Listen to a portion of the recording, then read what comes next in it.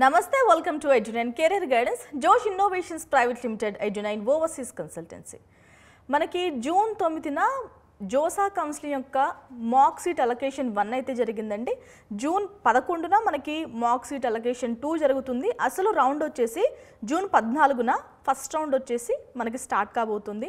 నిన్న రిలీజ్ చేసిన మాక్ seat allotment 1లో చాలా మందికి సీట్ అయితే రాలేదు. కొంతమందికి సీట్ వచ్చినా వాళ్ళ ప్రిఫరెన్స్ లిస్ట్లో లాస్ట్లో వచ్చింది. కొంతమంది మాత్రం మిడిల్లో వచ్చింది, కొంతమందికి వాళ్ళ ర్యాంక్ బట్టి టాప్లో వచ్చింది.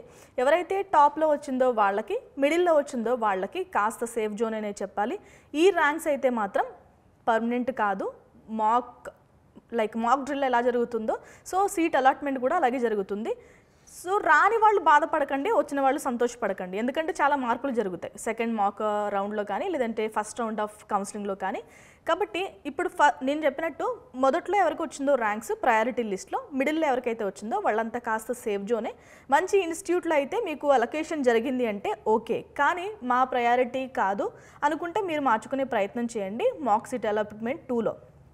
ఇంకా మిగిలిన వాళ్ళు ఎవరైతే అసలు సీటే రాలేదో, సీట్ రాకపోవడానికి గల కారణాలు మీరేమనుకుంటున్నారో కామెంట్ చేయండి. ఎందుకంటే అసలు అలాంటి కారణాలు ఉంటాయో లేదో చెక్ చేద్దాం. చాలామంది 2024 ర్యాంక్ లిస్ట్ని చెక్ చేయకుండా పెట్టుకున్న వాళ్ళు, సరేలే ఏదోటి తగులుతుందిలే లక్కీగా అని చాలామంది పెట్టుకున్నారు. అసలు సీటు అలాట్ కాకపోవడానికి గల కారణాలు ఏంటో మీరేమనుకుంటున్నారో కామెంట్ చేయండి. అసలు అలాంటి రీజన్స్ ఉంటాయో లేదో చెక్ చేద్దాం. చాలామంది బై మిస్టేక్ ఆప్షన్స్ ఇచ్చేసి ఉంటారు. 2024 లిస్ట్ని అయితే చెక్ చేయకుండా పెట్టుకుని ఉంటారు. కొంతమంది ఏం చేస్తూ ఉంటారంటే రియాలిటీకి చాలా దూరంగా, అంటే 6 రౌండ్స్లో 1,00,000కి పైగా వచ్చినా కూడా మంచి ఇన్స్టిట్యూట్లో వచ్చేస్తాయి కదా, మనం ఫస్ట్ టాప్ ఇన్స్టిట్యూట్లు పెట్టేద్దాం అంటే రియాలిటీకి కాస్త దూరంగా కూడా పెట్టుకుని ఉంటారు. రియాలిటీకి చాలా దగ్గరగా ఆప్షన్స్ ఇచ్చుకోండి. రౌండ్ 6లో కనుక ఖచ్చితంగా వస్తుంది, ఓపికతో వెయిట్ చేయండి అని నేనే చెప్పాను చాలా వీడియోస్లో. దాని అర్థం రియాలిటీకి దగ్గరగా పెట్టుకోండి అని, లేదంటే రియాలిటీకి దూరంగా పెట్టుకోండి అని కాదు. సో ఎవరికైతే సీట్ రాలేదో వాళ్ళంతా ఏం చేయాలి? వాళ్ళంతా ఏం చేయాలంటే మీ ప్రయారిటీ లిస్ట్ని చేంజ్ చేయాలి. ఇప్పటివరకు అయితే ఏ కాలేజెస్ ఏ ఇన్స్టిట్యూట్స్ అయితే ఇచ్చారో అవి కాకుండా ఇప్పుడు మీరు మార్చాల్సిన అవసరం ఉంది. లేదు మేము మార్చము, అలాట్మెంట్ 2 వరకు వెయిట్ చేస్తాము, దీంట్లో ఏదన్నా తగలకుండా ఉంటుందా అంటే చాలా అన్సేఫ్ అనే చెప్పాలి.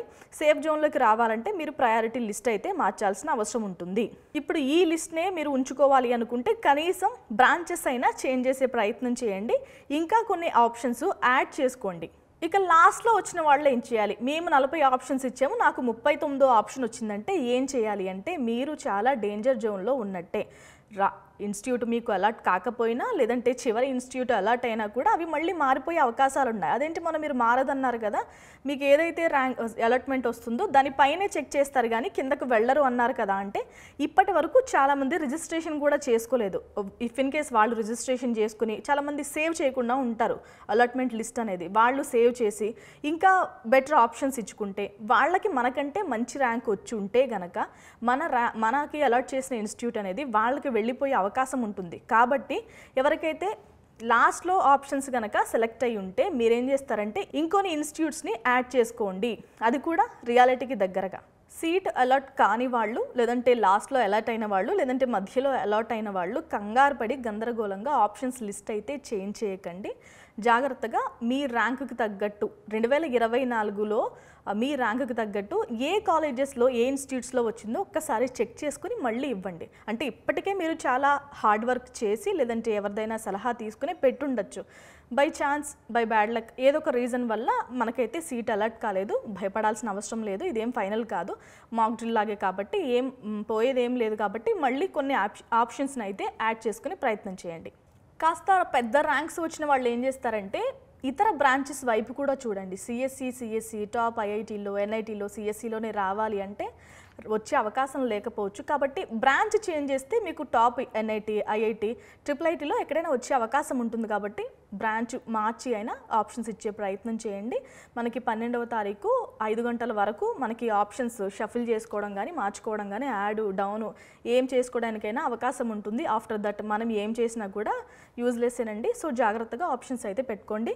సీట్ రాని వాళ్ళైతే ఏం భయపడకండి, మీకు ఖచ్చితంగా సీట్ వస్తుంది. మన ఎడ్యునైన్ కెరియర్ గైడెన్స్ ఛానల్ని సంప్రదించండి, మీకు హెల్ప్ చేసే ప్రయత్నం చేస్తాము.